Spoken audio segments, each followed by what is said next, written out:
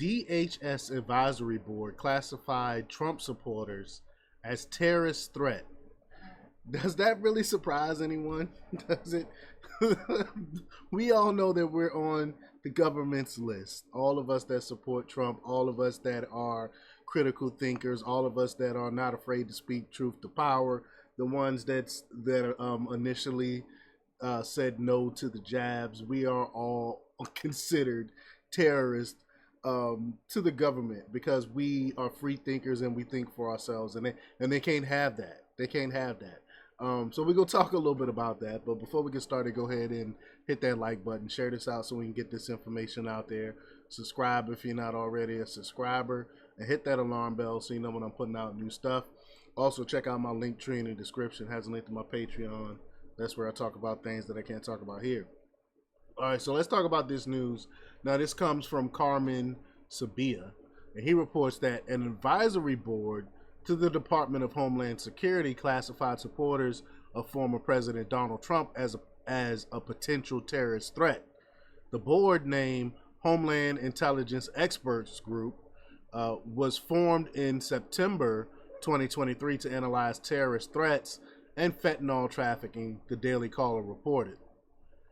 In what should be no surprise, the so-called experts on the board included anti-Trumpers like former Director of National Intelligence James Clapper, despicable, evil, dirty man, former CIA Director John Brennan, he's just as dirty and despicable, and former CIA Operations Officer Paul Colby.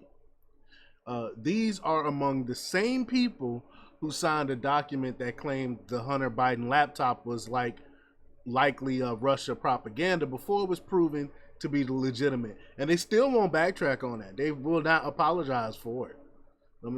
Evil individuals. They do not have our best interests at heart. They're all globalists. But the Daily Caller reported internal documents obtained by AFL show the board characterizing, quote, supporters of the former president as constituting most of the domestic terrorism threat in the United States. They don't give any examples. They just make these blatant statements with no proof. Like, where are the Trump supporters that are supposedly doing this? Can't name me one incident. And we all know that the January 6th thing was all a Fed op. We know that. So other than that, you can't really name anything. But I digress.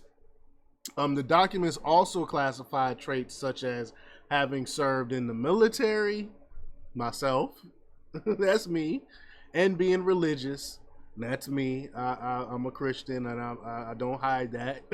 So, as indicators of extremists and terrorism, citing unnamed research. So according to them, I'm a terrorist.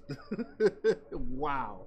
Military personnel are less likely to be supporters of radical political causes than other Americans, true, according to a 2023 Rand Corporation study.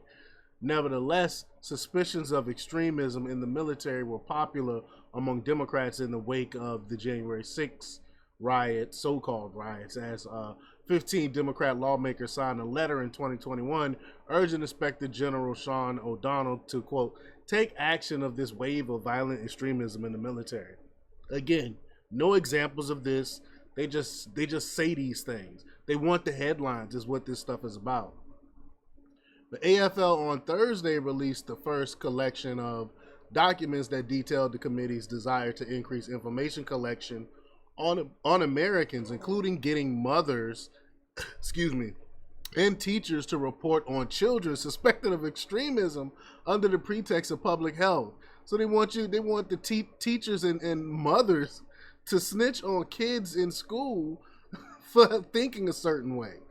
Oh my gosh. The committee cited the model of the See Something, Say Something campaign after 9/11, which was an initiative by DHS to encourage American citizens to report potential terrorist threats. And we saw what happened to the Muslim community. We saw how they were being attacked and things like that. And I was one of the people back during 9/11 that believed everything the government said and believed and had a disdain for Muslims at the time. I no longer do. Now I'm more aware, and I know that actually there's a group of Muslims that actually protect Christians out there in the Middle East, and we don't hear about things like that. And it is crazy that we were we were propagandized during 9/11 to hate Muslims. It's just despicable now that I'm looking back at that. But the same stuff that they used on them back during 9/11, they're doing it to Trump supporters now. The AFL and former acting director of national intelligence, Richard Grenell, filed a lawsuit that ultimately led to the advisory panel being closed, and thank goodness for that.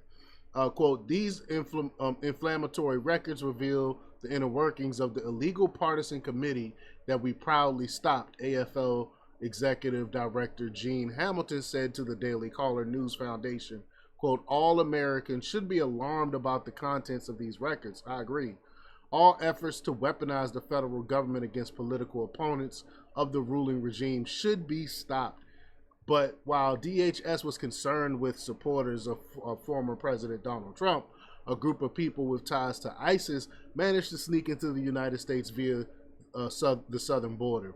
According to a report from NBC News, the 8 illegal immigrant terrorists that were arrested have suspected connections to ISIS and had crossed into the U.S. over the southern border.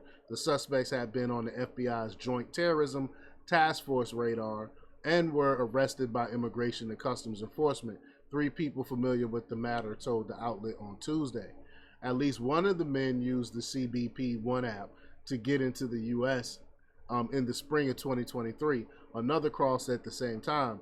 A senior government official told NBC News that the FBI was monitoring the group for several months to keep tabs on their activities. The CBP One app is used by illegal immigrants to obtain permission from the federal government to travel to the U.S. and obtain an appointment to apply for asylum at the border and obtain a court date. No official papers or identification are needed to set up a profile on CBP One app. Quote, over the last few days, ICE agents arrested several non-citizens pursuant to immigration authorities, the Department of Homeland Security and FBI said in a joint statement. The actions were carried out in close coordination with the FBI's Joint Terrorism Task Forces. The individuals arrested are detained in ICE custody pending removal proceedings. The 8 suspected terrorists have not been charged with the terror plot. However, the FBI told ICE that they needed to be arrested because of their connection with the terrorist group. So, I mean, this is crazy news to find out. To actually have proof that they are treating Trump supporters like terrorists, like they used to treat regular, normal Muslims back during 9/11. This is despicable work. But y'all let me know what y'all think about this. Leave your comments down below. Like, share, and subscribe. And check out jjthepsychotherapist.com for the latest in news. Until next time, peace.